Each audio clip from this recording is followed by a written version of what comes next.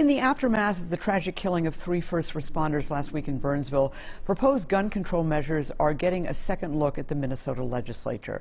Among the bills being considered, tougher storage laws, mandatory reporting of stolen weapons, and several proposals that would ban assault weapons or sales of those weapons. These bills had already been proposed before last week's fatal shooting in Burnsville.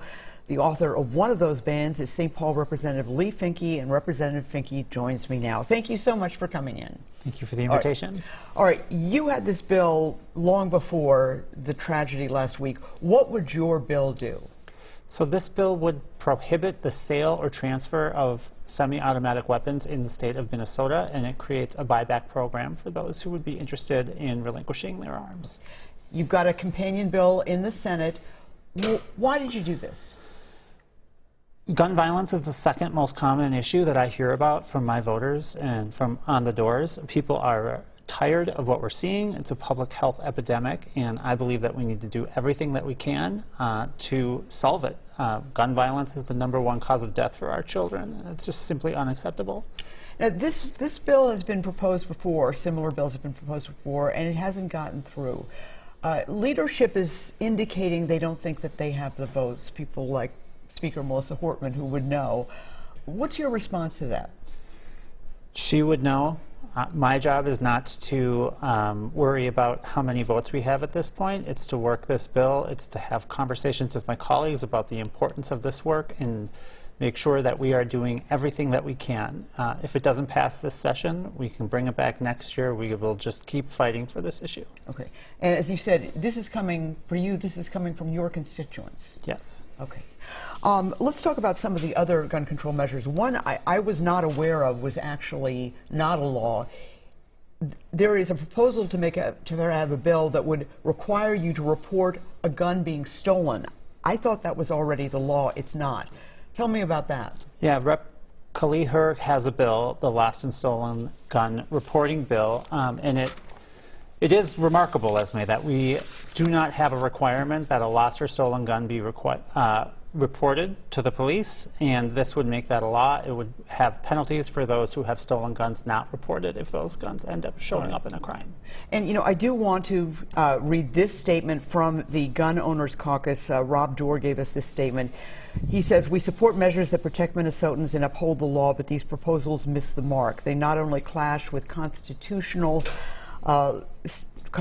issues, they also fail to address Minnesota's unique safety challenges without infringing on the rights of peaceable citizens."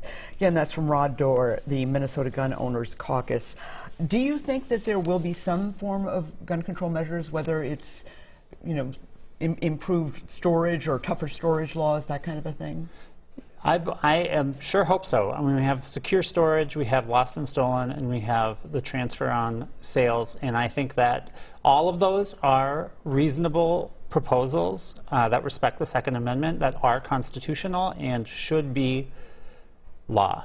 Okay.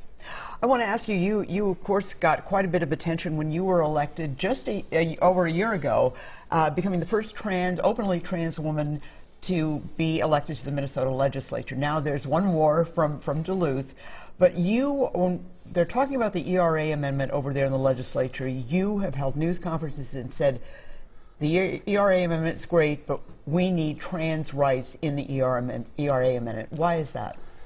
The ERA is one of the most important vehicles that we have to extend rights to women and other minority communities, and we need to make sure we are being as expansive as possible in our protections.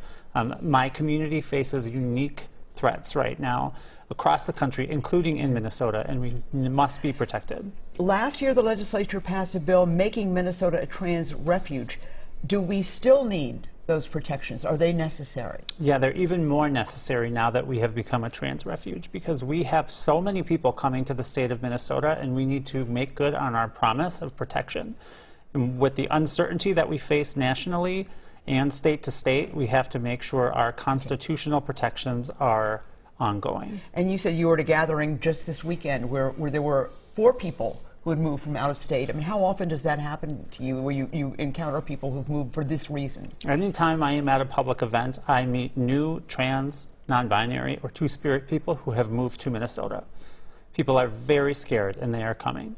All right. Well, Representative Leigh Finke, we will be following your legislation both on the ERA and also on the guns. Thank you so much for coming in. Thank you for having me.